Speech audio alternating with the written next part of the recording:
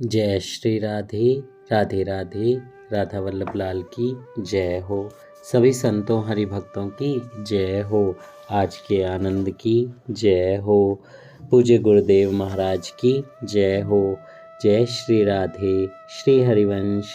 बहुत बहुत स्वागत है आपका हमारे चैनल में, जहाँ पे हम बहुत ही प्यारे दिव्य दिव्य संतों के चरित्रों का श्रवण कर रहे हैं। और आइए आज ऐसे ही बहुत ही दिव्य चरित्र जो हैं श्री हितदास जी महाराज वृंदावन, आज इनके चरित्र का हम श्रवण करेंगे। जय जय श्री राधे। तो हितदास जी महाराज जो हैं वो 88 वर्ष के होने के बाद निकुंज लीला में विराजमान हुए, यहाँ से गमन कर गए।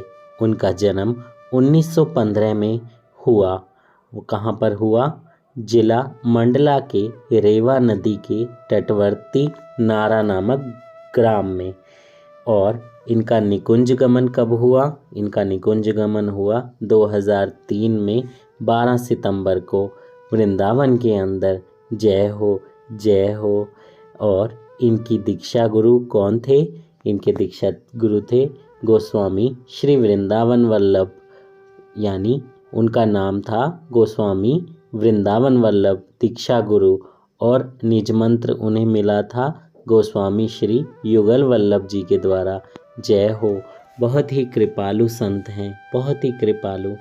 88 वर्ष की आयु तक जिए, बहुत सारी सेवाएं की और बहुत बहुत बहुत ही आनंद में इन्होंने अपना जीवन, और बहुत ही त्यागी थे ये बाबा, बहुत त्यागी। कैसे? आइए सुनते हैं। इनका पैतृक वंश परंपरागत पूर्वांचल के सूर्यपारीण भारद्वाज गोत्रीय पाठक ब्राह्मण थे। इनका जो वंश था वो ब्राह्मणों का था, वो भारद्वाज यानी भारद्वाज गोत्र के थे।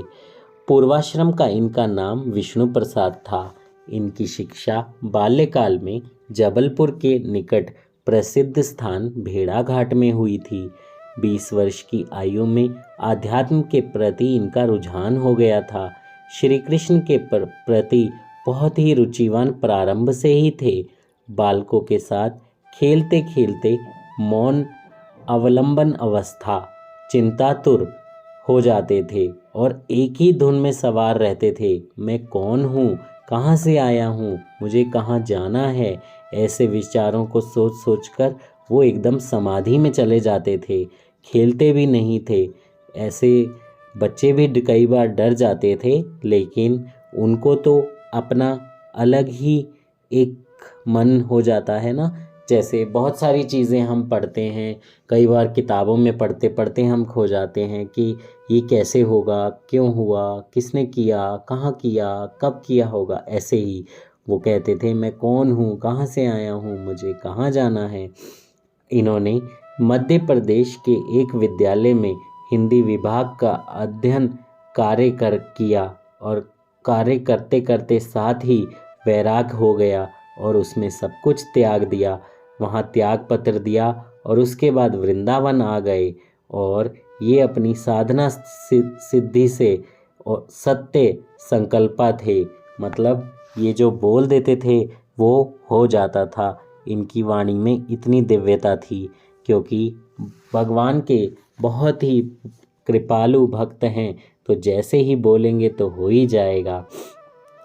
एक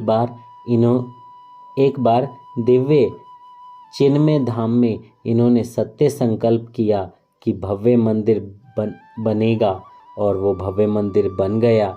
ऐसे ही अतिथिशाला, गौशाला, संत सेवा, अन्न क्षेत्र, साहित्य प्रकाशन आदि अनेक संकल्प इन्होंने लिए और जैसे ही ये संकल्प लेते वो विचार इनका जरूर पूर्ण होता, क्योंकि इनके पीछे राधा वल्लभ लाल की कृपा थी और भगवान श्री कृष्ण की तो कृपा रहेगी रहेगी, राधा वल्लभ लाल की भी कृपा थी और वो राधा वल्लभ लाल ही हमारे राधा कृष्णा है ना।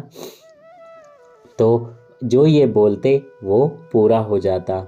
दूसरा, एक बार सभी लिखित इन्होंने जो भी लिखा था वो सभी रचनाओं को इन्होंने फाड़ कर मोती झील में फेंक दिया। वृंदावन में मोती झील है, वहाँ पर स्वामी अखंडानंद जी ने इनसे पूछा तो इन्होंने कहा, स्वामी अखंडानंद जी ने इनसे पूछा कि आपने ऐसा क्यों किया। तो इन्होंने क्या कहा, बहुत प्यारी लाइन बोली इन्होंने, बहुत ही दीनहीन वाली।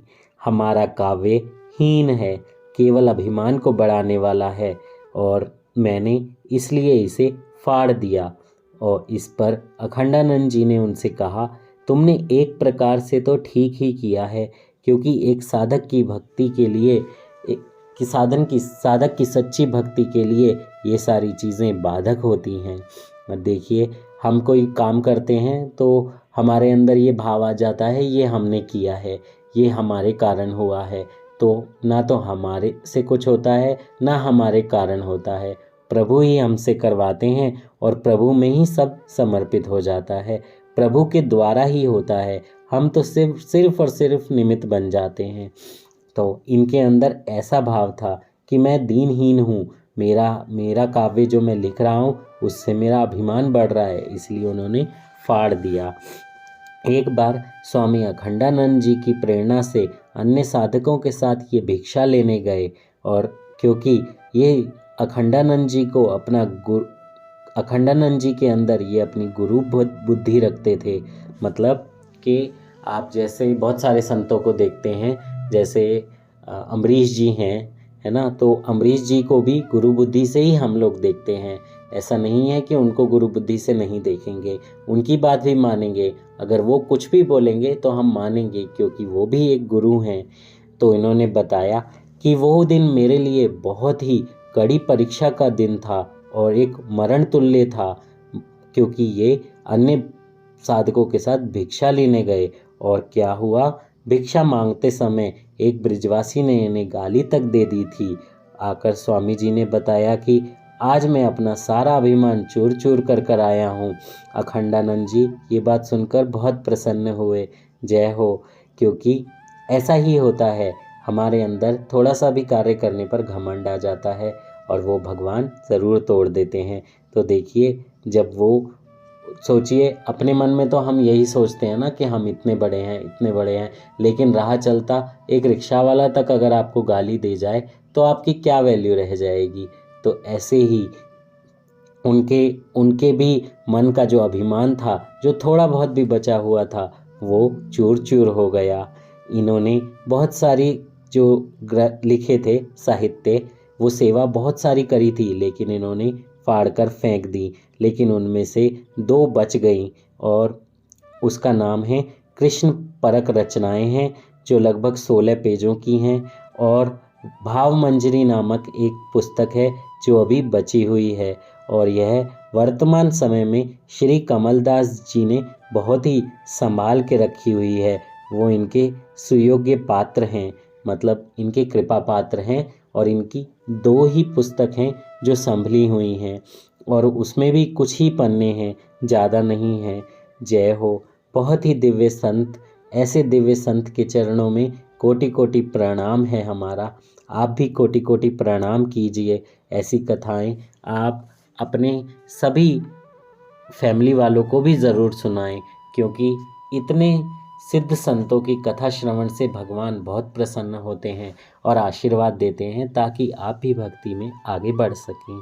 जय श्री राधे। श्री हरिवंश राधा वल्लभ लाल की जय हो। जय जय श्री राधे। श्री राधे।